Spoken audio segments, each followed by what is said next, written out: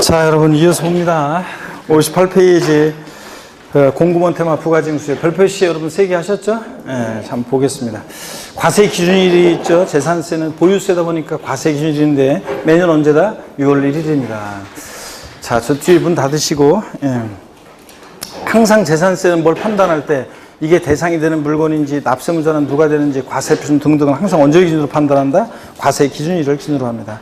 징수 방법을 보면 재산세는 보통 징수하죠. 그래서 지자체 장이 세금 계산해서 자, 납세 고지서를 발부해서 징수합니다. 재산세는 보통 징수 방법으로만 징수되는 거지 원칙 보통 징수 예외 신고납부 이런 거 아니라고 그랬죠.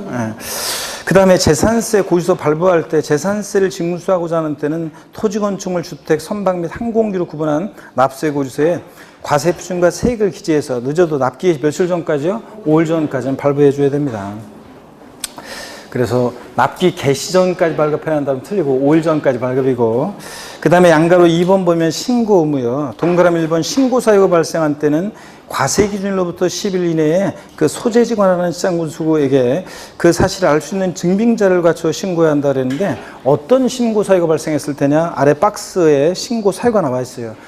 뭐 줄긋고 외울 건 아니고 그 사유가 어떤 건지만 보시면 되는데, 권리 변동 또는 재산 상태 변동이 있을 때는 공부상 소유자가 이거 신고해 주게 되어 있습니다. 자, 어떤 얘기냐면 우리가 납세무자 할 때 배웠어요. 어떤 얘기냐면, 자, 여기 보시면 예를 들어서 여러분 여기 보시면요, 납세무자 할 때 배웠었는데 어떤 얘기냐면, 갑이라는 사람과 을이라는 사람이 어떤 부동산을 거래한다. 자, 그러면 매매할 때요. 자, 우리가 이런 거 했잖아요. 납세무자에서 여러 번 했던 게 과세 기준일을 기준으로 했을 때 5월 31일 날 만약에 매수인 을이 잔금을 치렀습니다. 근데 등기는 6월 20일 날 등기가 됐어요. 소유권 이전 등기 10명의로. 그러면 당연도 재산세는 누가 납세무자가 되냐 그럴 때 재산세 납세무자는 보세요. 6월 1일 기준으로 봤을 때 공부상으로는 여전히 매도인 소유죠. 예, 근데 5월 30일 날 잔금 치렀으니까 6월 1일 현재 재산을 사실상 소유하는 자는 매수인 을이잖아요. 이랬을 때 재산세는 원칙적으로 과세 기준일 6월 1일 현재 재산을 사실상 소유하는 자가 납세무자잖아요. 그죠, 원칙? 근데 여기서 이제 전제로 깔고 있는 것은 이런 거예요. 이렇게 권리 변동이 있는데 과세 기준일까지 등기가 이행이 안 됐을 때는, 그럴 때는 공부상 소유자가요, 요 과세 기준일 6월 1일로부터 10일 이내, 그러니까 6월 10일까지 이런 권리 변동 사실을 계약서 첨부해서 시장군수한테 신고해 주게 돼 있어요. 신고를 했다 그러면 이제, 그러면, 공무원이 보니까, 등기는 아직 안 됐지만 5월 30일 날 잔금을 치렀으니까 6월 1일 현재 재산을 사실상 소유하는 자는 매수인 을이네. 그래서 매수인 을이 납세무자가 되는 거죠. 이거잖아요. 근데 만약에 권리 변동이 있는데 과세 기준일까지 등기가 이행이 안 됐어요. 이럴 때 신고를 과세 6월로부터 10일 이내에 신고를 해주게 되는데 이런 신고를 안 했어요. 자, 공부상 소유자가. 그러면, 자, 원래 공부상 소유자가 해주게 되는데, 그러면 신고를 안 해. 그럼 과세상군 언제 잔금 취소 이런 거 모르잖아요. 그래서 권리 변동이 있는데 이렇게 권리 변동 사실을 신고 안 해서 과세권자가 사실상 소유자가 누군지 알 수 없을 땐 누가 납세무자가 된다고 배웠어요? 공부상 소유자가 납세무자가 되는 경우도 있다. 이렇게 배웠잖아요. 그죠, 여러분들? 자, 그래서 그 얘기입니다. 그래서 이렇게 권리 변동이 있는데 과세 기준일까지 등기가 이행이 안 되면, 자, 공부상 소유자가 과세 기준일로부터 10일 이내, 6월 1일로부터 10일 이내죠. 그러니까 6월 10일까지 이런 신고를 해주게 되어 있다는 얘기입니다. 이러고. 자, 그 다음에 또 보세요. 니은번 상속이 개시된 재산으로서 상속 등기 안 됐을 때는 누가요? 주된 상속자가 이게 상속 개시된 재산이다 이런 것들을 신고해 주게 되어 있습니다. 또 신탁 재산일 때는 수탁자가 신탁 재산이다. 또 종중 재산인데 공부상 개인 명의로 등재되어 있을 때는 공부상 소유자가 이거 실제는 종중 재산이다 이런 걸 신고해 주게 되어 있습니다. 자, 다시 올라갑니다. 동그라미 1번 신고 사유가 이렇게 발생했을 때는 과세 기준일로부터 며칠 이내? 10일 이내예요. 근데 시험에서 바꾼다 뻔하지 뭐. 사유 발생일로부터 10일 이내. 그럴듯하죠, 여러분들? 사유 발생일로부터 10일이 아니라 항상 재산세는 언제부터? 과세 기준일로부터 10일 이내입니다. 사유 발생일로부터가 아니라 과세 기준일로부터 10일 이내 그 소재지 관할하는 시장군수에게 그 사실을 알 수 있는 증빙자를 갖춰 신고해 주게 되어 있습니다. 자, 그 다음에 59페이지로 가시면 동그라미 2번 이와 같은 신고 없거나 사실과 다른 때는 시장군수가 이를 직권으로 조사해서 과세대장에 등재할 수도 있습니다, 여러분들. 자, 예전 시험에 뭐 시장군수가 직권으로 등기부에 등기할 수 있다 이렇게 바꾼 적이 있는데 등기부의 등기는 등기관만이 하는 거지. 그죠? 등기관이 하는 거지. 자, 직권도조서에서 과세대장에 등재할 수 있고요. 동그라미 3번. 이게 결론적인 건데 이런 신고를 하지 아니한 납세무자에 대해서 별도의 가산세 등 제재는 있다 없다? 없다. 정확한 재산 상태를 파악해서 정확한 납세무자에게 세금을 부과 고지하기 위한 징수 편의를 위한 신고이기 때문에 이런 신고를 안 해도 가산세는 적용되지 않습니다. 재산세는 제가 분명히 그랬어요. 저희 총론할 때 어떤 경우에도 얘는 가산금만 적용되지 가산세가 적용될 수 없는 조세 그랬잖아요. 다음 중 가산세가 적용될 수 없는 조세를 골라라. 그럼 뭘 고셔야 돼? 재산세 그랬잖아요. 그래서 이런 권리변동 사실을 여기 보세요. 공구상 소유자가 권리변동이 있는데 과세기준일까지 등기가 이행이 안 됐어요. 이행이 안 돼. 그럼 공구상 소유자가 과세기준일부터 10일 이내 이런 신고를 해주게 되는데 이런 신고를 안 했다 그러면 자 그러면 가산세 적용된다 그러면 틀려요. 가산세 적용되지 않아요. 다만 누가 납세무자가 돼요? 이런 권리변동 사실을 신고 안 해서 사익상 소유를 알 수 없으면 누가 납세무자가 돼? 공구상 소유자. 지가 납세무자가 되는 것 뿐이지. 자 가산세는 적용되지 않는다는 거 꼭 알아둡니다. 포인트 하여튼 과세기준일로부터 10일 이내 신고해주게 됐다는 거 이런 사유가 발생했을 때는 또 이거 신고 안 해도 가산세는 적용되지 않는다는 거 꼭 알아두시고요. 3번에 정기분에 대한 재산세 납기입니다. 상식처럼 외워두시라고 그랬죠? 재산세 납기도 못 외우고서 시험장 가려고 하면 갈 자격이 없는 사람이라고 했잖아요. 대상 종류에 따라 납기가 달라지는데 건축물 선박 공기는 매년 7월 16일부터 언제까지? 7월 31일. 그 다음에 토지분은 재산세 정기분 납기는 매년 9월 16일부터 9월 30일까지입니다. 그 다음에 주택분만 서민들 관계돼 있잖아요. 어디 상가 갖고 있고 토지 갖고 있는 사람은 부자들이니까 상관없는데 주택은 부가징수월세기 2분의 1은 7월 16일부터 30일까지 나머지 2분의 1은 9월 16일부터 9월 30일까지를 납기로 해서요. 부가징수월세를 절반은 7월달 7월 16일 30일 나머지 절반은 9월 16일부터 9월 30일까지 나눠서 두 번 나눠 징수하는 게 원칙이라고 했습니다. 그죠 여러분? 그런데 9월달 되어서 꼭 주택금 재산세 거기서 들고 와가지고 여름에 냈는데 또 왔다 이렇게 하면서 어떻게 해야 되냐고 물어본 사람들은 욕만 바가지로 먹고 간다고 그랬잖아요. 제가. 그랬죠 여러분? 자 비고란을 봅니다. 다만 주택에 대한 산출세액이 얼마예요? 20만 원 이하인 경우. 이게 10만 원이었다가 올해 20만 원으로 바뀌었죠 여러분? 20만 원 이하인 경우에는 조례가정바에 따른 납기를 7월 16일부터 31일까지 해서 한꺼번에 부가징수 해야 한다는 것보다 할 수 있다. 이거. 그래서 시험에서 또 두 번이나 나왔던 것이 이런 식으로 나왔어요. 토지분 재산세 산출세액이 18만 원인 경우에 조례가 정하는 바에 따른 납기를 7월 16일부터 31일까지로 하여 한꺼번에 부가징수 할 수 있다. OX예요. X입니다. 왜 틀렸어요? 제가 지금 처음에 뭐라고 그랬어요? 토지분 재산세 산출세액이 18만 원이라고 했잖아요. 토지분은 20만 원 이하더라도 무조건 언제? 9월 16일부터 9월 30일까지입니다. 토지분은 주택분이 산출세액이 20만 원 이하일 때 이렇게 7월 달에 한꺼번에 부가징수할 수 있는 거지. 토지분은 무조건 언제다? 9월 16일부터 9월 30일까지입니다. 그래서 항상 재산세나 종부세 문제 풀 때는 숫자만 신경 쓰지 마시고 이게 토지를 말하고 있는 건지 건축물을 말하고 있는 건지 주택을 말하고 있는 건지 그걸 잘 보라고 그랬죠 여러분들? 그거 주의하시고 4번 봅니다. 수시분요. 지자체장은 과세상의 누락위법 착오 등으로 인해서 임의부관세를 변경하거나 수시부가 사유가 발생하면 수시로 부가징수해야 한다고 할 수 있다는 거. 5번에 소액징수 면제도 상식처럼 알고 있어야죠. 재산세 세액이 고의소 한 장당 얼마요? 2,000원 미만은 자 징수하지 않습니다. 딱 그러면 2,000원이면 징수한다 안 한다? 2,000원이면 징수합니다. 미만은 징수하지 않으니까. 그 다음에 6번 세부담 상한입니다. 보유세 부담의 급격한 증가를 막기 위해서 전년도하고 비교해서 올해 일정한 상한을 못 넘게 하고 있죠. 자, 그럴 때 토지건축물 같으면요. 당해 재산에 대한 재산세 산출세액이 법령이 정하는 바에 따라 계산한 직전 연도 당해 재산에 대한 재산세 상당액의 100분의 150을 초과하는 경우에는 100분의 150에 해당 금액을 당해연도에 징수할 세액으로 한다. 그래서 전년도 세액이 몇 프로 못 넘게요? 150%예요. 그래서 어떤 토지나 건축물에 대해서 전년도 재산세가 10만 원 나왔다. 올해 19만 2천 원 계산됐다. 올해 납부할 세액은 얼마라고 그랬습니까? 15만 원. 그래서 전년도 세액에 150분 넘게 하니까 15만 원을 상한으로 해서 납부할 세액으로 합니다. 자, 이게 세부담 상한선이고. 그 다음에 동그라미 2번 주택은요. 근데 토지나 건축물은 부자들이니까 공시가격 관계없이 무조건 150%예요. 근데 주택은 서민들과 관계되어 있기 때문에 세분화되어 있습니다. 공시가격 3억 원 이하 주택은 전년도 세액의 몇 프로요? 105% 못 넘게 합니다. 자, 진짜 얼마 안 넘게 하죠. 자, 그 다음에 공시가격 3억 초과 6억이야. 6억까지는 몇 프로요? 110%를 상한선으로 하고요. 그 다음에 전년도세계. 그 다음에 6억 원 초과야 한 주택은 몇 프로? 130%, 150% 아니고 130%를 상한선으로 합니다. 그래서 시험에 이미 나왔던 것이 지난 순환에 소개해 드렸었는데 사례 문제로 이미 시험에 나왔어요. 자, 보세요. 이거 알고 있는지를. 자, 개별 주택 가격이 예를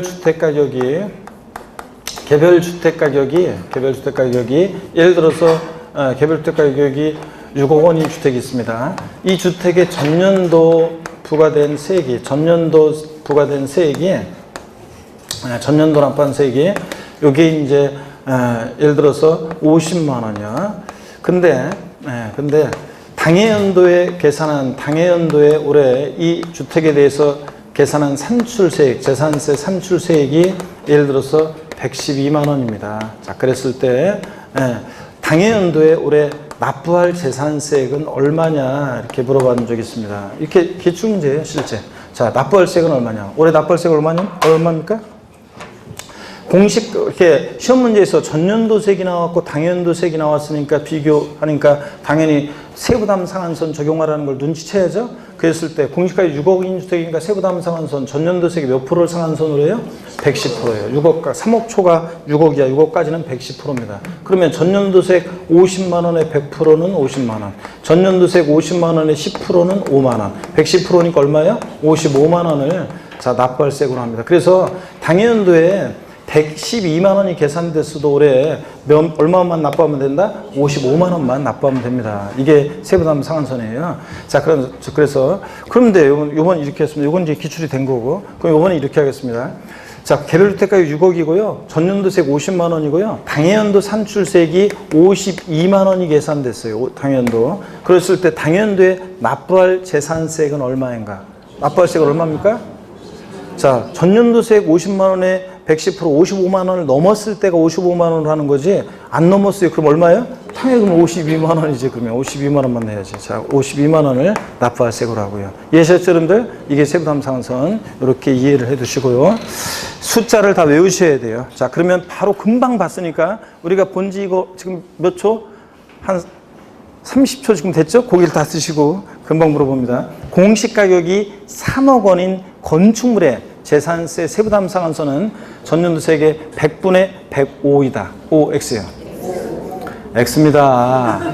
오, 이렇게 임모하신 분들은 틀렸어요. 금방 봤는데, 금방 얘기했는데. 자, 제가 뭐라고 해서 공시가격이 3억 원인 건축물이라고 그랬잖아요.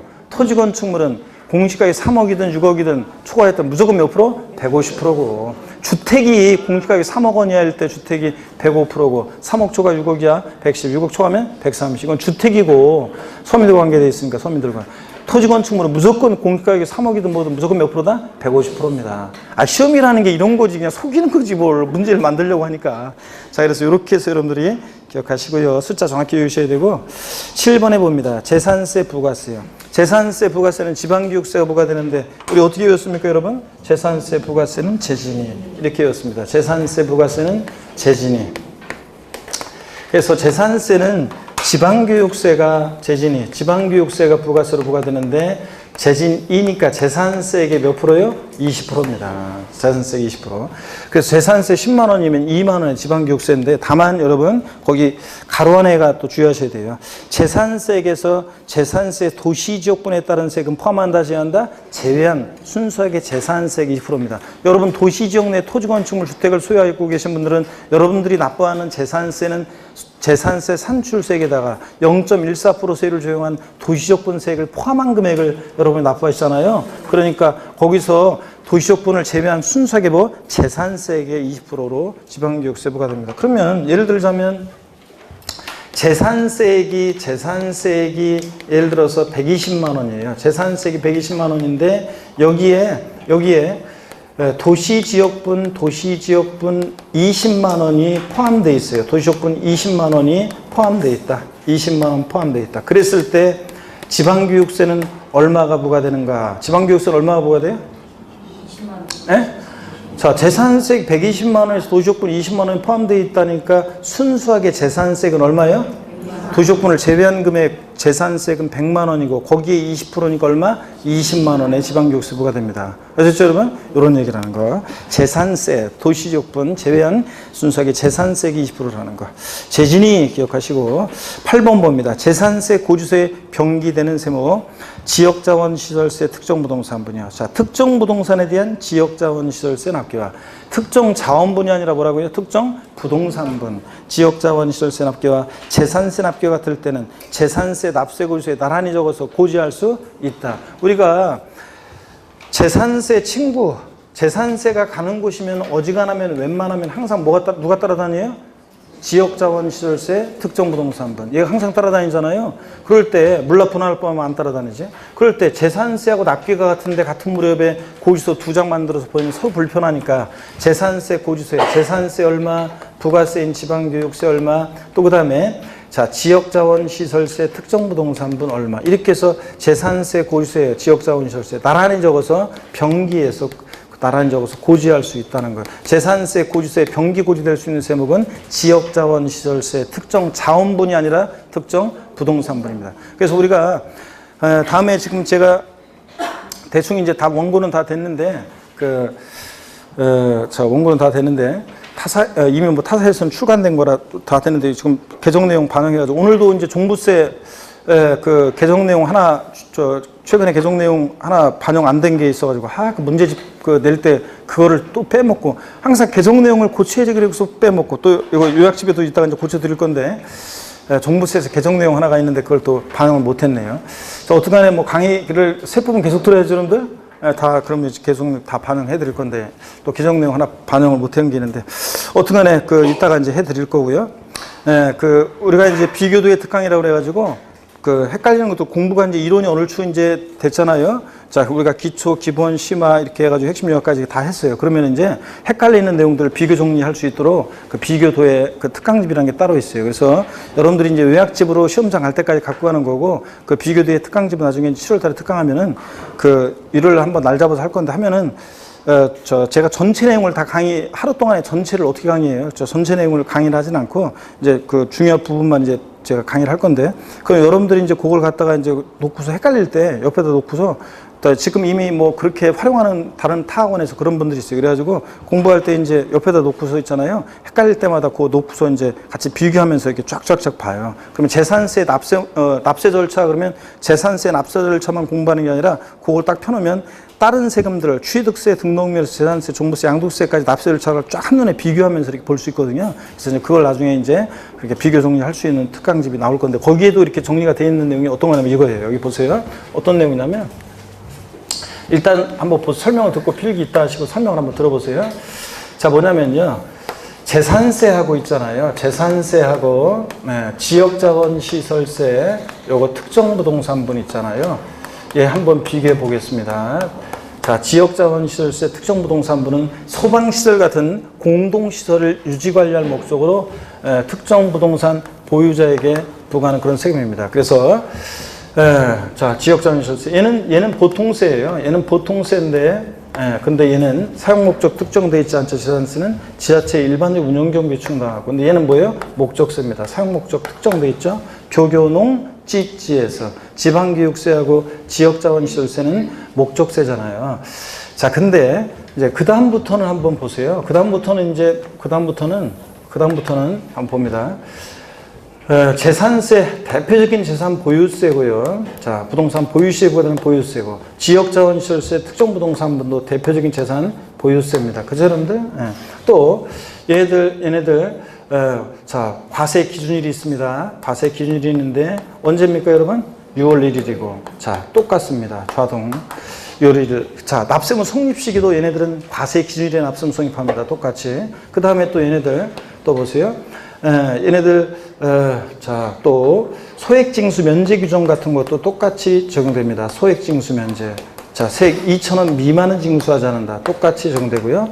또 세부담 상한선 규정도 똑같이 적용됩니다. 보유세 부담의 급격한 증가를 막기 위해서 세부담 상한에 관한 규정도 똑같이 적용되고요. 그 다음에 또 얘네들 보통징수로 징수하잖아요. 보통징수로 징수하고, 자, 보통징수 방법으로 징수하고 똑같습니다. 자, 그래서 많은 공통점이 있어요. 그래서 납기에 관한 것도 재산세 규정을 따라가고요. 근데 똑같습니다. 근데 차이점이 뭐냐면 재산세는 물납 허용되잖아요. 그죠? 근데 얘는 돼야 안 돼요? 물납 안 됩니다. 지역자원시설세는 물납이 된다 안 된다? 안 되고, 또 분할납부 재산세는 분할납부가 허용이 되는데 근데 자, 지역자원시설세 특정부동산부는 분할납부 허용된다 안 된다? 안 된다는 거. 이런 차이점이 있고요. 자, 그리고 나머지는 많은 공통점이 있어요. 그래서 재산세가 나와 있는 곳이면 어지간하면 웬만하면 누구도 함께 나온다고요? 지역자원시설세 특정부동산부. 그래서 지역자원시설세 특정부동산부는 얘는 재산세 고지서에 나란히 병기되는 재산세 병기되는 병기세목이라는 거, 병기 고지되는 세목이다. 자, 이렇게 해서 여러분들 이런 공통점과 차이점이 있습니다. 이렇게 해서 한번 비교해 드렸고요. 자, 계속 이어서 보겠습니다. 자, 그래서 특정 자원분이 아니라 특정 부동산분 지역자원시설세가 재산세 병기세목이라는 거. 60페이지로 갑니다. 60페이지 가시면 이따가 사진으로 찍으시든 하시고 60페이지 봅니다. 9번에 보니까 재산세 과세대장 등의 비치 그래서요. 지방자치단체는 재산세 과세대장을 비치하고 필요한 사항을 기재해야 한다. 그렇습니다. 그래서 재산세는 토지건축물 주택 등 과세대상에 따라서 대장이 있어요. 그렇기 때문에 대장 과세하는 조세다. 우리가 이렇게 얘기합니다. 재산세는 이 경우 해당 사항을 전산 처리하는 경우에는 과세대장을 갖춘 것으로 본다. 당연하죠, 여러분들? 자, 뭐 요즘 같은 세상에 꼭 종이로 갖고 있어야 되냐? 저 컴퓨터에 전산 처리하면 자, 과세대장을 갖춘 것으로 보고요. 10번 테마 별표 시한합니다. 물납과 분할납부 개요인데 금전납부 원칙에 예외로서 물납이요. 지방세 중에서는 자, 재산세 한에서만 물납이 허용된다는 거. 그렇죠, 여러분들? 자, 국세에서 물납은 뭐만 허용된다? 상속세만. 자, 국세에서는 자, 지방세에서 물납은 뭐만 허용된다? 재산세만 허용된다고 그랬습니다. 2번 재산세 물납과 분할납부의 차이점을 보니까요. 물납은 납세무자가 신청하고요. 그 다음에 허가까지 받아야 돼요. 자, 어떤 사람이 물납하겠다고 그래서 물납 신청을 했는데 부동산으로요. 공무원이 그 물납하겠다는 부동산의 등기부등본을 띄워봤더니 1번 저당권 설정돼 있고 2번 저당권 설정돼 있고 가압류돼 있고 뭐 골치 아프겠죠? 물납 불허할 수 있습니다. 그러니까 물납은 허가받아서 할 수 있습니다. 근데 분할납부는요. 신청만 하면 되는 거지 허가를 요하지 않습니다. 분할납부는 나눠내기만 하면 되는 거니까 허가를 요하지 않고 신청만 하면 되고요. 물납은 납부기 한 며칠 전까지요? 10일 전까지 신청해 줘야 돼요. 그래야지 미리 준비를 관리처분상 적당히 부적정한지 판단할 시간적인 여유도 필요하고 그러기 때문에 납부기 한 10일 전까지 신청하도록 하고 있습니다. 근데 분할납부는 그냥 나눠내기만 하면 되는 거니까 납부기한 내만 신청서를 제출하면 되는 거지 뭐 납부기 한 10일 전까지 신청해야 한다 그러면 틀려요. 여러분 여기 보세요. 그래서 재산세 납기가 만약에 7월 16일부터 7월 31일까지다. 납기가. 그러면 물납은 납부기한 며칠요? 물납은 자, 납부기한 10일 전까지 신청해 줘야 됩니다. 납부기한 요 기한 끝나기 10일 전이요. 기한 끝나기 기한 자, 10일 전까지 신청합니다. 10일 전까지 신청하고요. 물납을 신청해 줘야 되고. 근데 분할납부는 나눠내기만 하면 되는 거니까 분할납부는 아무 때나 요 납부기한 내에요. 자, 신청하면 됩니다. 그래서 분할납부는 아무 때나 납부 기한 내에만 신청하면 됩니다. 이런 차이점이 있죠? 기한 내에 신청한다. 그래서 시험에서 분할납부의 경우에도 납부기한 10일 전까지 분할납부 신청서를 제출하여야 한다. O, X예요. X입니다. 분할납부는 그냥 납부기한 내만 신청서 제출하면 되고 물납은 납부기한 며칠 전? 10일 전까지 신청해 줘야 되고 그래서 미리 준비하죠. 그 다음에 물납은 납부할세 얼마 초과할 때 할 수 있냐? 1천만 원 초과할 때 할 수 있습니다. 분할납부는 얼마? 500만 원 초과할 때 할 수 있고요. 우리 집은 재산세 500만 원 넘게 내고 있다 윙크해달라고 그랬는데 없었잖아요. 자, 여러분들. 그래서 물납은 요거 1천만 원 초과할 때, 분할납부는 얼마? 500만 원 초과할 때 할 수 있고, 그 다음에 11번 테마 재산세 물납입니다. 별표시 하나입니다. 자, 작년에는 이게 물납 별표시 2개, 3개였었는데, 올해는 왜 하나로 줄었냐면, 작년에 재산세 물납에 관한 내용이 문제가 독립한 문제로 출제가 됐어요. 그렇기 때문에 올해는 또 독립한 문제로, 한 문제로 나올 가능성은 낮고, 나오면 뭐 종합 문제 속에서 또 역시 나올 수는 있고요. 그래서 하나 일단 합니다. 자, 물납 요건을 봅니다. 납부할 재산세액이요. 가로 안에 병기세액과 부가세액 제외. 그러니까 재산세, 고지세, 병기 고지되는 지역자원시설세 제외하고 또 부과되는 지방교육세 금액을 제외한 근데 도시지역부는 포함한 재산세액이 납부할 재산세액이 얼마요? 1천만 원 초과할 때 할 수 있습니다. 몰라. 딱 1천만 원은 된다 안 된다? 안 되고 1천만 원 초과할 때 납세문자 신청을 받아서 자, 뭐 알아서 과세권자가 해주는 거 아니에요? 우리가 신청을 해야지. 또 어떤 걸로 물납하느냐? 과세 관한 구역 내 부동산에 한해서만 물납할 수 있습니다. 그러니까 부동산이 물납재산인데 너미시군구에 있는 거는 된다 안 된다? 안 돼요. 그래서 경기도 광명시에 재산세를 낼 게 있으면 광명시 관한 구역 내 부동산을 물납해야지 서울에 있는 거라든가 뭐 부천시에 있는 거라든가 된다 안 된다? 안 됩니다, 여러분. 자, 그래서 국내에 소지하는 부동산에 한해서 물납할 수 있다. X입니다. 국내 아니에요. 또 관할구역에 관계없이 부동산에 한해서 물납할 수 있다. X입니다. 이렇게 또 시험에 나왔었고 허가받아 할 수 있습니다. 그래서 이렇게 네 가지 물납 요건 납부할세 1천만 원 소과할 때 납세문자 신청을 받아서 자 과세 관할 구역 내 부동산에 대해서만 허가받아 할 수 있다. 아셨죠? 네 가지 요건 상식처럼 알고 있어야 되고 물납 신청 절차를 봅니다. 납부기한 10일 전까지 신청을 해줘야 되고요. 신청받은 때로부터 5일 이내에 허가 여부를 통지해 줘야 됩니다. 서면으로 신청받고 나서 과세권자는 그 다음에 허가했다 그러면요 통지서 받고 나서 납세문자는 10일 이내에 등기 전에 필요한 서류를 지자체에게 제출해 줘야 되고요. 서류 제출 받은 때부터 과세권자는 5일 이내에 등기 신청을 해야 합니다. 그래서 물납 신청 절차 10일 5일 10일 5일입니다. 앞에 있는 10일 5일은 법령 내용이라 의미가 법에 규정이 되어 있는데 요 뒤에 있는 11, 5일은 시행규칙 내용이어가지고 좀 깊은 내용이라 뒤에 있는 것까지 물어볼 가능성은 낮고요. 11, 5일은 어떻든 간에 앞에 있는 11, 5일은 기간은 또 의미가 있습니다. 어떻든 간에 10일, 5일, 10일, 5일입니다. 물납 신청 절차예요. 그래서 제가 이렇게 끊어서 이렇게 짧게 외우는데 예전에 제가 이거 지난번 수업에 말씀 안 드렸는데 어떤 곳에서 2004년 정도 됐나요? 그 초창기 무렵이었는데 어떤 수강생분이 예전에는 그 공인중개사 있잖아요. 진짜로요. 제가 처음 강의하러 입문했을 때는 그때만 해도 보면은 강의할 때 보면은 이 수강생분들 중에 있잖아요. 그 당시에는 막 수강생분들이 지금 공인중개사 공부하겠다고 오시는 분들은 일단 자기 검열을 하고 오기 때문에 공인중개사 어렵다는데, 나는 안 돼. 나는 그거 뭐 조금 해가지고 되는 게 아니라 많이, 공부 오랫동안 많이 공부해야 한다는데, 난 안 되겠다. 그래가지고 대부분 다 자기 검열하고서 포기합니다, 세분들. 그래서 여기 중개사 학원에 공부하겠다고 나오신 분들은 일단은 자기 검열은 어느 정도 통과한 분들이 자기 스스로. 아직 뭐 저런 애들도 하는데 나는 왜 못해? 나는 학창시절에 나도 그래도 머리는 좋았다는 말 들었고 학창시절에 공부 좀 했는데 당연히 나는 할 수 있지 이래가지고 이제 오는 분들이 대부분입니다. 그래서 지금은 자기 검열을 해가지고 근데 예전에는 있잖아요. 제가 처음 강의할 때는 진짜 보면은 저런 분도 공중에서 공부하겠다. 이거 법이라 이거 안 될 건데 저런 분들은 막 그럴 정도로 있잖아요. 제가 보기에는 진짜 자기 검열을 안 하시고 옛날에는 다 왔어요. 그래서 진짜 15회 시험 때 파동 나기 전까지는 사람들이 진짜 그래서 저희들이 돈들 많이 벌었어요. 그래서 그 당시에 인터넷도 없죠. 인강도 없죠. 자, 인강도 제대로 안 돼 있을 때죠. 막 그리고 인강도 제대로 발달 안 돼 있을 때고 그 다음에 학원도 많지 않고 그 다음에 또 막 그러다 보니까 사람들이 그냥 뭐가 뭔지 모르고 그냥 막 와요. 막 그래가지고 제가 보면 진짜 진짜 막 하루 만에 바로 환불해 가는 사람 많아요. 하루 수업 딱 듣고서 책을 딱 보고 나서 있죠? 막 수업 시간에 막 인상이 막 변해요. 막 앉아보자라고 책만 계속 넘겨보다가 그냥 있잖아요. 왔다가 접수하고서 하루 만에 환불해 갖고 그냥 가는 분들도 많았어요. 옛날에는. 진짜요. 한 2주 만에 환불해 가는 사람이 많았어요. 그런데 그러니까 자기 검열 안 하고 오는 분들이 많았는데 그런 분들 때문에 저희들이 먹고 살았는데 요즘은 사람들이 안 와. 공부하라고 하면은 그거 그거 힘들어. 그거 아무나 못한다고 힘든다고 하면서 안 와요. 진짜요.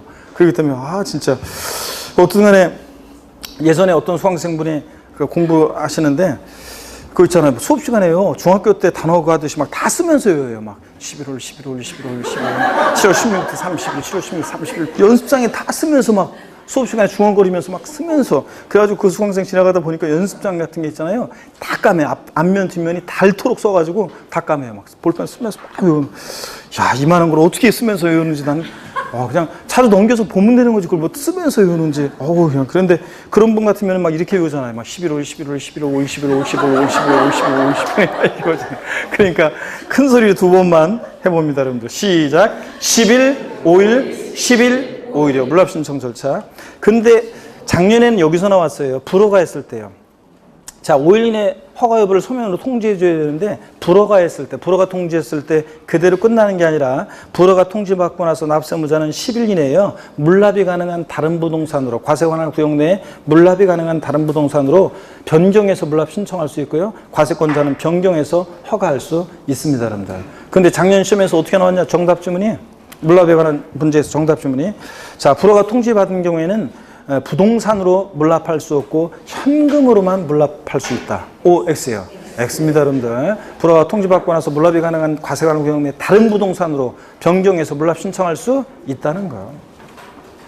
3번 봅니다. 물납 부동산의 평가요. 세금을 부동산으로 내야 되니까 가격을 평가해야 되잖아요. 자, 그럴 때 물납 부동산의 평가는 과세 기준일 6월 1년제 시가로 평가합니다. 시험에 한번 나왔던 것이 물납하는 부동산의 평가는 매년 12월 31일 현재 시가로 한다. 시가로 평가한다. O, X예요. X입니다. 12월 30일이 아니라 항상 재산세를 언제 기준으로 판단한다? 과세 기준일 6월 1년제 시가로 평가합니다. 이때 시가라는 게 토지건축물 주택은 시가 표준액을 의미합니다. 동그라미 2번 다만 상속증여세법 규정에 의한 부동산 평가 방법이 따로 있어서 국세청장이 고시한 가액이 있을 때는 그 고시가액을 시가로 봐서 이거로 평가할 수도 있고요. 그 다음에 61페이지로 갑니다. 동그라미 3번 재산세 과세기준일 전 6개월부터요. 과세기준일 현재까지 확정된 가액으로서 요 기간 동안에 수용이 있었다? 그럼 보상금액, 공매 경매가 있었으면 공매 경락가액, 또 2개 이상의 감정기간의 감정가액 평균액이 있으면 감정가액 등으로서 시가로 인정되는 것이 있으면 이를 시가로 본다. 그래서 이런 것들을 요 기간 동안에 감정가액, 보상금액, 뭐 공매 경매가액 이런 게 있으면 이런 거를 시가로 보고 이런 거로 평가할 수도 있습니다. 이때 단 시가로 보는 가액이 2개 이상인 경우에는 재산세 과세 기준으로부터 가장 가까운 날에 해당하는 가액이 한다. 자, 어떤 얘기냐면 이런 얘기예요. 여기 보세요, 여러분들. 그래서 자, 어떤 얘기냐? 과세기준일, 자, 물납하는 부동산의 평가는 과세기준일 6월 1년제 시가로 평가하는 거잖아요, 원래. 그런데 다만 이 시가 표준액이라는 게 토지건축물 주택은 시가 표준액을 의미하는 거고요. 근데 과세기준 6월 1일 전 6개월 내 기간 동안에요. 6개월 기간 동안에 요 기간에 감정기간에 감정받은 감정가액의 평균액이 있고요. 또 요 경우에 수용을 당해서 보상금액 받은 게 있어요. 또는 뭐 공매 경매가액 같은 게 있다고 쳐요. 자, 그랬을 때 과세기준 6월 1일 전 6개월 기간 동안에 이런 것들을 시가로, 이런 것들이 있으면 이런 것들을 시가로 볼 수 있고 이거로 평가할 수도 있는데 이런 그게 가격이 2개 이상이에요. 그럼 어떤 것으로 할 것이냐? 어떤 걸로 평가한다고요? 과세 기준일 6월 1일부터 가장 가까운 날에 해당하는 가격으로 평가한다는 얘기입니다. 이해되십니까, 여러분? 바꾼다, 뭐, 먼 것으로 바꿀 수도 있고, 뭐, 가격이 가장 높은 거로 한다고 바꿀 수도 있고, 과세 기준으로부터 가장 가까운 날에 해당하는 가격으로 의한다는 거. 자, 그 다음에 4번 관리 처분이 부적당한 부동산의 처리요. 동그라미 1번 시장군수는 물납 신청을 받은 부동산이 관리 처분하기가 부적당하다고 인정하면 자, 물납을 불허할 수도 있고요. 물납 허가를 받은 부동산을 물납한 때는 당연히 납기내에 납부한 것을 봐줘야죠. 예, 금전 납부 원칙이 예외로서 내는 거니까. 자, 12번 테마입니다. 재산세 분할 납부 별표시 3개입니다. 자, 11번하고 별표시가 확 차이가 나네요. 자, 그럴 때 재산세 분할 납부, 자, 일시불 납부 원칙에 예로서 분할 납부, 납부할 때 얼마 초과할 때 할 수 있다고요? 500만 원 초과할 때 저한테 윙크해달라고 그랬었잖아요. 예, 500만 원 초과할 때 분할 납부할 수 있고. 납기후 언제까지요? 2개월 이내에 분할 납부할 수 있다. 자, 그래서 요거 45일이었다가 올해 2개월로 바뀌었죠, 여러분들? 꼭 알아두시고 납기후 2개월 이내 분할 납부할 수 있다. 그래서 만약에 뭐 7월 16일부터 7월 31일까지가 7월 16일부터 7월 31일까지 납기로 하면 분할 납부는 납부기한 지나서 2개월이니까 자, 언제요? 9월 30일까지 할 수 있다는 얘기입니다, 여러분들. 자, 원로 하는 거니까 9월 30일까지요. 그래서 뭐 9월 16일부터 9월 30일까지 납기로 하면 그 9월 30일 납부기한 지나서 2개월이니까 언제입니까? 11월 30일까지 분할 납부할 수 있다는 그런 얘기입니다. 그래서 이 분납 기한도 정확히 알아두시고요. 자, 그 다음에 계속 이어서 봅니다. 동그라미 3번 분할 납부는 납부기한 내 신청서 제출하면 되는 거지 10일 전까지 납부기한 10일 전까지 신청서 제출해야 한다. 그럼 틀려요. 몰라보고 헷갈리면 안 되고 분할 납부 처리 기준도 정확히 알고 있어야 되는데 재산세는 납부할 세 1천만 원 이하 1천만 원 초과로 나눠서 1천만 원 이하일 때는 500만 원 초과하는 금액을 분할 납부할 수 있다고 그랬습니다. 그러니까 원래 납기낸 최소 얼마 깔아놓고 500 깔아놓고 나머지 금액 분할 납부라고 그랬습니다. 그렇죠 여러분들? 그래서 요거 우리 여러분들 자 보세요. 어떤 얘기냐면 재산세 납부할 세액이 이거 했었어요. 만약에 800만 원이다. 자 그러면 800만 원이다. 그러면 1천만 원 이하일 때는 500만 원 초과하는 금액을 분할 납부할 수 있다는 말은 원래 납기내는 저 7월 16일부터 31일까지가 납기면 원래 그 납기내는 최소 얼마 깔아놓고 500만 원 내놓고 최소한 그 다음에 나머지 금액 분할 납부 최대 분할 납부 얼마 최대 분할 납부할 수 있다? 300만 원까지 분할 납부할 수 있다 그랬습니다. 그래서 7월 16일부터 31일까지 500 내고 그 다음에 나머지 300만 원을 최대 7월 31일 지나서 9월 30일까지 300만 원을 낼 수 있다 그런 얘기입니다. 그죠 여러분? 그 다음에 납부할세기 800일 때 납기 내에 600만 원 내놓고 분납 기간 내에 자 200만 원 내고 이거 됩니까 여러분? 예? 돼요? 진짜로? 네, 됩니다.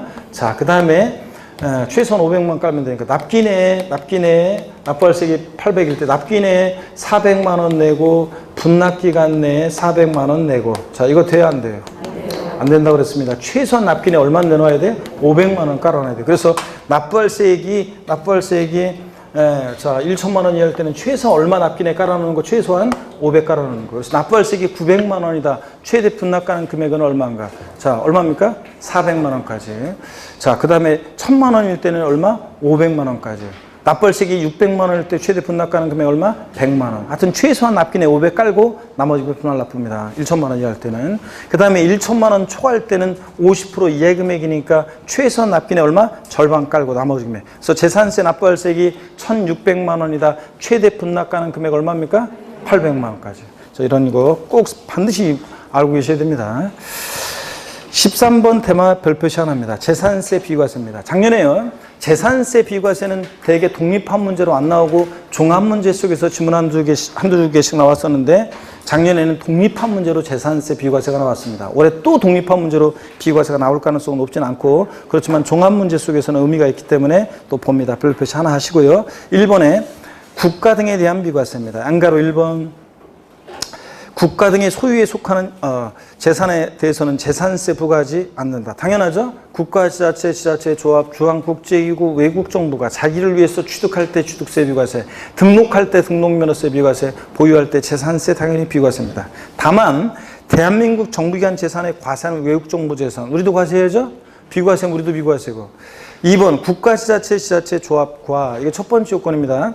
재산세 연부 매매 계약을 체결하고 매수 계약자가 무상 사용권을 부여받았을 때는 이거 비과세한다 그러면 틀려요. 과세하는데 누가 납세문제가 된다고 배웠어요? 매수 계약자였잖아요. 공부상으로는 국가 등의 소유지만 실질적으로 권리 변동 됐다고 봐서 누가 납세문자? 매수 계약자. 사용권을 무상으로 받은 자. 양가로 2번입니다. 국가, 지자체, 조합이 1년 이상 공용 또는 공공용으로 무상으로 사용하는 재산에 대해서는 재산세를 부과하지 않는다. 그래서 요거요, 여러분. 내 빌딩을 광명시청에서 1년 이상을 내 빌딩을 무상으로 공용에 광명시청 별관으로 사용합니다. 그러면서 때가 되면 공무원이 고맙긴 한데 재산세는 좀 내시고요. 이러면 되겠습니까? 당연히 비과세죠. 그래서 국가 등이 유상으로 사용한다. 그러면 임대료 내면서 내 빌딩을 사용한다. 그럴 때는 어떻게 하고? 과세하고. 그래서 시험에 또 나왔던 것이 국가 등이 1년 이상 공용 또는 공공용에 사용하는 재산은 유상무상을 불문하고 재산세를 부과하지 아니한다. X 여러분들 무상 사용할 때만 비과세입니다. 넘어가시면요.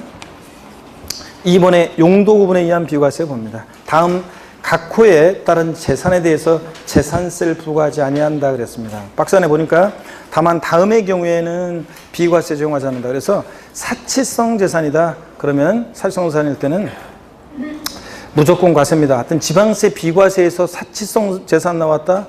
무조건 과세고요. 당의 목적사 배상하지 않을 때 수익사 배상하는 경우 유료로 사용되는 경우에 그 사용 부분에 대해서 양가로 3번과 5번은 제외하고 하여튼 이런 경우에 용도분에 의한 비과세 이거 과세합니다. 하여튼 사치성 재산 꼭 기억하고요. 양가로 1번이요. 자, 용도분에 의한 비과세 먼저 첫 번째 28개 토지 지목 중에서 비과세되는 6개 지목이 있습니다.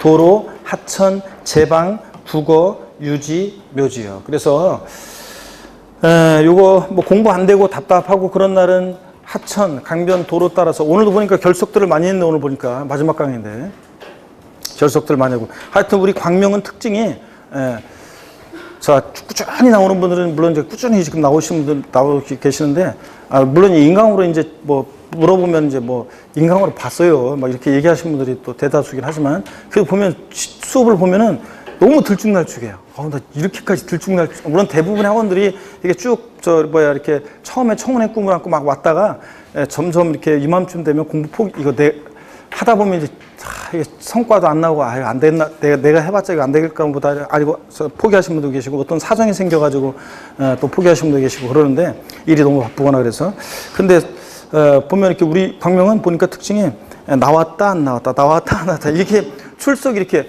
공부 포기한 줄 알고 포기했나 생각하면 또 안 나왔다가 또 나왔다가 아유 근데 인강으로 반드시 보충하고 계셔야지 수업을 진짜 이렇게 들었다가 전혀 안 들었다가 들었다 이러면은 연결이 안 돼가지고 힘들어집니다. 이제 막판에 이제 막상 이제 본격적으로 공부하려고 하다 보면 힘들어지고 이제 특히 이제 문제풀이 들어가면 이제 본 바닥이 드러나서 이제 힘들어져요. 그러니까 그러면 안 되는데 또 어떻게 하여튼 끝까지 버텨내셔야 이 시험은 끝까지 버텨내는 사람이 합격한다고 그랬잖아요, 여러분들. 그래서 이렇게 제가 보기에 조금 본인 스스로가 부족하다고 느끼고 그런데 열심히 계속 나와서 막 공부하는 분 중에 특히 뭐 오특강까지 들으시면서 저한테 막 자신이 없다 이런 식으로 얘기하는 분이 계시는데 제 경험칙상 봤을 때 이 중개사 시험은 끝까지 뭐 하려고 막 끝까지 이렇게 노력하는 사람은 제가 봤을 때도 좀 부족하다 싶은데도 보면 합격들은 하더라고요. 보면 합격들을 해요. 그러니까 포기하지 않고 끝까지 하시는 게 중요합니다, 여러분들. 자, 힘내시면서 자, 이어서 봅니다. 28개 토지목 중에서 비과세는 6개 지목이 있는데 공부 안 되거나 그럴 때 잠깐 이렇게 막 슬럼프라는 게 올 수밖에 없죠. 공부하는 멘탈 게임이라. 그럴 때 답답하고 그럴 때 드라이브 나가는 것도 좋다고 그랬습니다. 하천, 강변, 도로 따라서 쭉 드라이브 가다 보면 상류 쪽에 제방, 댐이 있고 유지, 호수가 있고 또 농업용수로 국어가 있고 배산임수니까 뭐가 있어요? 묘지가 있다. 이렇게 해서 랩하듯이 상상하면서 랩하듯이 외우라고 그랬습니다. 자, 임산부 노약자 귀를 막으세요, 여러분들. 임산부 노약자는 이거 그냥 얼른 귀를 막는데 자, 임산부도 아니고 노약자도 아니잖아요. 자, 임산부 노약자 귀를 막으시면서 비과세되는 28개 토지목 중에서 비과세는 6개 지목이요. 도로, 하천, 제방, 국어, 유지, 묘지 이렇게 외우라고 그랬죠, 여러분들. 다 같이 랩하듯이 처음엔 좀 느리게 시작. 도로, 하천, 제방, 국어, 유지, 묘지. 좀 더 빠르게 시작. 도로, 하천, 제방, 국어, 유지, 묘지. 랩하듯이 시작. 도로, 하천, 제방, 국어, 유지, 묘지. 이렇게 저도 이렇게 머릿속으로 외우잖아요. 그러면 이게 잘 헷갈려요. 그래서 이렇게 그냥 입에서 툭 튀어나와야지. 그래서 아까 상상한 다음에 드라이브 나가는 상상한 다음에 외우면 돼요. 근데 여기 도로 있잖아요.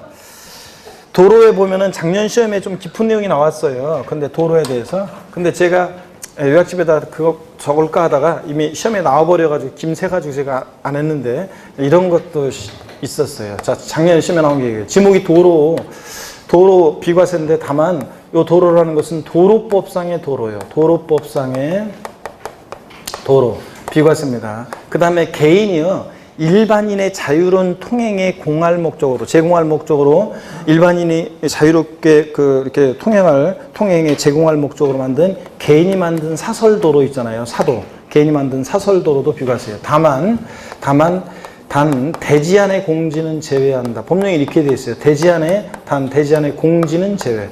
자, 그럼 대지안의 공지라는 게 뭐냐? 대지안의 공지라는 게 그러니까 집과 집 사이에 보면 대지 안에 공지가 있잖아요. 사람들이 요 사이를 지나다니잖아요. 이것을 뭐라고 합니까? 이런 길을 뭐라고 해요? 그렇지. 고 김현식이 노래 불렀잖아요. 골목길 걸어갈 때에 이거 골목길. 자, 이런 거는 대지안의 공지는 도로가 아닙니다. 근데 작년 시험에 이것도 정답지문 아니었지만 대지안의 공지는 제외한다. 이런 식으로 나왔어요. 자, 그 다음에 또 하천, 제방, 국어, 농업용 수로죠. 유지, 호수, 묘지, 지목이 묘진 토지 비과세고요. 자, 지목이 묘진 토지는 취득세는 과세합니다.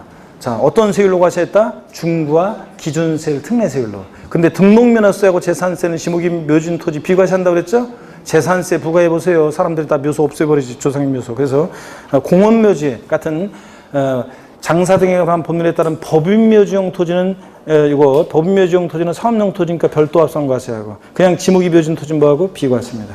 양가로 2번 산림보호법 규정에 따른 산림보호구역 그 밖에 공익상 재산세를 부과하지 않을 타당한 이유가 있는 것으로서 법령이 정하는 토지 비과세입니다.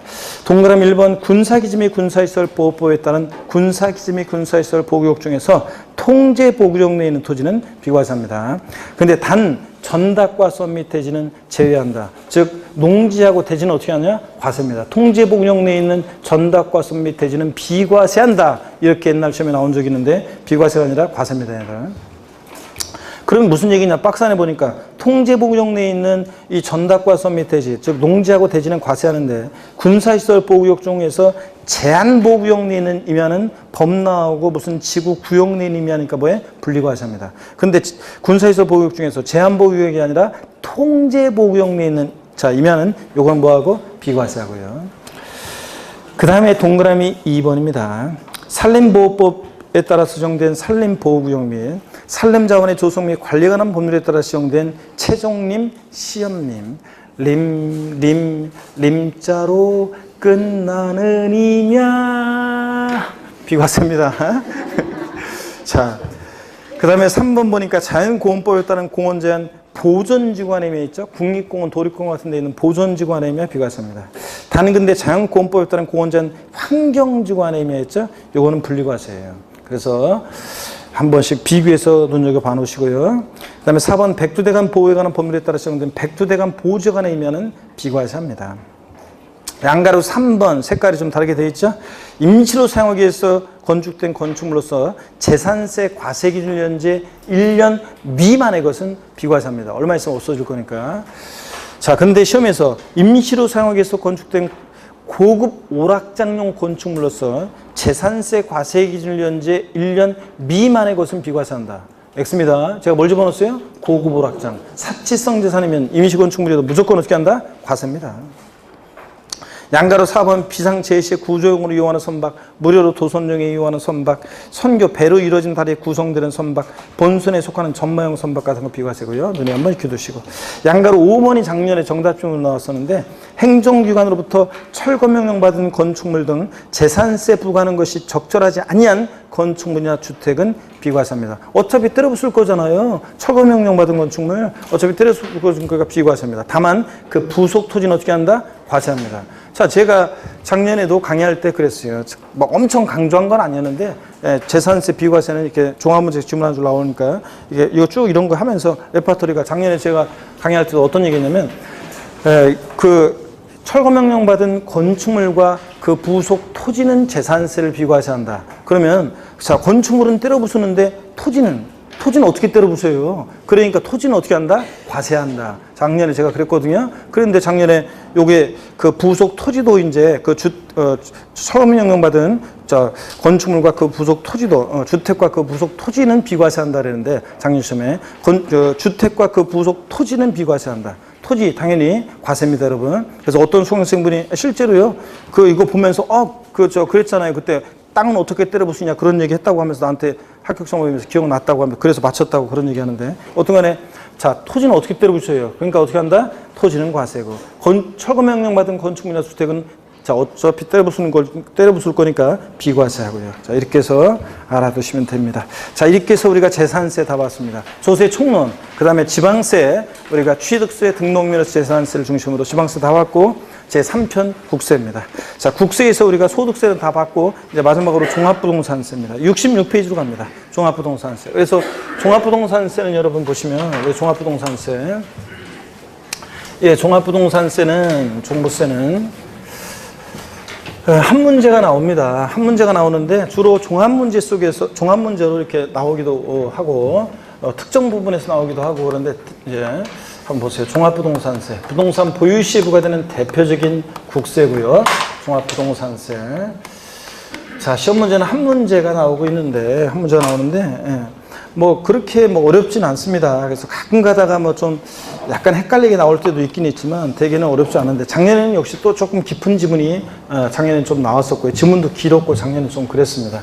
자, 종합부동산세의 성격, 특징 자 보면서 재산세랑 항상 비교 정리할 수 있어야 돼요. 같은 점 다른 점 헷갈리니까 비교 정리하고요. 종부세에서는 주로 과세 대상에서 또 한 4년 정도 계속 과세 대상에서 나온 적도 있어요. 자, 종부세 대상인 거 아닌 거 고르는 문제.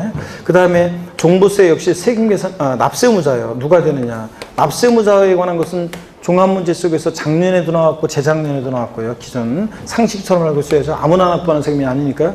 또 종부세 세금 계산 어떻게 할 것이냐. 과세 표준, 그 다음에 세율에 관한 거예요. 과세 표준과 세율에 관한 거. 자, 세금 계산은 어떻게 할 것이냐. 요거. 그 다음에 세금 계산했으면 내야죠. 납세지를 어디로 할 것인지. 종부세, 납세지 어디로 할 것인지. 그 다음에 종부세는 정부 부가가세를 원칙으로 하죠. 근데 예외적으로 신고납부 선택할 수 있잖아요. 그래서 납세 절차에 관한 거. 또 종부세 어떤 경우에 비과세 되는지 이런 것들을 테마로 해서 종부세 한 문제가 출제됩니다. 주요 내용 골고루 공부해 두시면 되고 작년에 좀 깊은 내용이 나오고 그랬는데 자 그냥 깊은 내용 막 찾아가지고 공부할 수는 없고요. 대충 이제 우리가 요 정도 범위 내에서 공부하시면 되겠습니다. 66페이지 봅니다. 종합부동산세입니다. 올해 지금 이제 종부세에 관해서 지금 정부 보유세 개편안이 논의되고 막 그 특위에서 이제 안을 4개 안을 발표했고 아직 정부가 어떤 거로 할지는 확정 안 됐어요. 그래서 논의가 많이 되고 있고 그렇습니다. 그래서 지금 타사에서도 그렇고 저한테 지금 정부 개편안 보유세 개편안 나오는 거예요. 그거 우리 시험 범위에 들어가나요? 물어보는 분들이 계시는데 우리 시험과는 관계 없을 가능성이 굉장히 높습니다. 그 시험과는 거의 관계 없고 여러분들이 신경 쓸 거 없어요. 여러분들은 개정 내용 막 듣고서 그거 갖고 막 또 하면 헷갈리니까 여러분들 전혀 신경 쓸 거 없어요. 제가 개정 내용이다 중간에 개정이 된다 법이 뭐 바뀐 게 있다 조그만 거라도 그러면 다 여러분께 반영해드리고 알려드립니다. 근데 지금 종부세 개편안은 내년도에 시행될 걸 지금 얘기하고 있는 거예요. 여러분 재산세, 종부세요. 언제를 기준으로 과세합니까? 6월 1일. 지금 6월 1일 지났잖아요, 여러분들. 그러니까 이제 올해는 이제 종부세도 종합부동산세는 12월 달에 내는 세금이지만 12월 달에 내지만 언제를 기준으로 과세한다고요? 6월 1일. 자, 그러니까 이미 지났어요, 6월 1일. 그러니까 언제 시행되는 거라고요? 내년도 이제 개편을 얘기하고 있는 거예요. 그러니까 우리 시험과는 관계가 있다, 없다? 없다. 자, 그런 얘기입니다. 자, 그럼 66페이지 봅니다. 종합부동산세요. 자, 개요를 봅니다. 국세고요. 그 다음에 인세요. 자, 종부세는 납세무자 인적 상고리에서 합산과세합니다. 소유자별로. 납세무자별로 전국에 있는 토지나 주택 가격을 토지는 토지, 주택은 주택 합산해서 과세합니다. 종부세 납세무자는 우리 같은 개인뿐만 아니라 법인이나 단체도 종부세 납세무자가 되죠, 여러분. 근데 개인 납세무자일 때 처음에는 세대별 합산 과세했는데 지금은 어떻게 한다? 개인별 합산한다는 거. 그래서 부부도 따로따로입니다. 부부도 따로따로 개인별 합산한다는 거. 법인이나 단체는 상법상 모자법인 관계에 있어도 모회사는 모회사, 자회사는 자회사, 자 법인별로 합산하는 거지 모자법인 합산하지 않는다는 거. 자, 그 다음에 대표적인 국세 중 재산 보유세고 그러다 보니까 뭐가 있어요? 과세 기준일이 있습니다. 매년 언제입니까? 6월 1일로 뭐든지 판단합니다. 금방 얘기했다시피 재산세, 종부세는 과세 기준일 6월 1일 기준으로 해서 이것이 대상이 되는 물건인지 납세무자는 누가 되는지 과세금 등도 다 6월 1일 기준으로 판단합니다. 종부세는 원칙적으로 정부가 과세하던데 고의소가 날라오죠. 납세무자가 고의소 유통해버리고 뭐 할 수도 있고 신고납부 선택하면 신고납부할 수도 있다고 그랬습니다. 종부세 납기는 매년 12월 1일부터 언제까지요? 12월 15일까지 납기로 합니다. 이따가 또 말씀드리겠지만 종부세는 대상 종류 관계없죠. 재산세와 달리 토지든 주택분이든 무조건 언제다? 12월 1일부터 15일까지 납기로 합니다. 그 다음에 분할 납부 허용됩니다. 근데 물납은 허용되지 않습니다, 여러분들. 비과세 감면에 관한 규정은 재산세 규정을 준용해요. 그래서 재산세가 비과세 감면되면 그대로 종부세도 비과세 감면됩니다. 국가 등이 소유하는 재산, 당연히 비과세지. 종부세를 도입한 취지는 부동산 과열기에 부동산 과다보유욕제, 투기욕제하게 도입했는데 국가가 자기한테 셀프로 세금 부과할 수 없잖아요. 또 도로, 하천, 제방, 국어, 유지, 묘지, 재산세 비과세죠. 종부세도 그대로보다 비과세입니다. 이런 것들. 세율 구조는 비누, 누, 종부세는 뭐예요? 누진세 구조로만 되어 있습니다. 비례세율 적용되지 않습니다. 납세지는 당연히 개인인 고자인 개인일 때는 소득세법 규정을 준용하기 때문에 주소지를 납세지로 합니다. 개인인 거주할 때는 주소지. 부동산 소재지 아니라는 걸 주의하셔야 되고요. 그 다음에 주소지 없으면 거소지고요. 자, 보유세 부담의 급격한 증가를 막기 위해서요. 재산세처럼 종부세도 보유세다 보니까 뭐가 있어요? 세부담 상한에 관한 규정이 적용되고 있습니다. 보유세 부담의 급격한 증가를 막기 위해서 전년도보다 일정한 상한 못 넘게 하죠. 이런 것들. 02번 테마 과세 대상은 별표에 3개 하시고요. 잠시 쉬었다가 또 종부세 이어서 보도록 하겠습니다.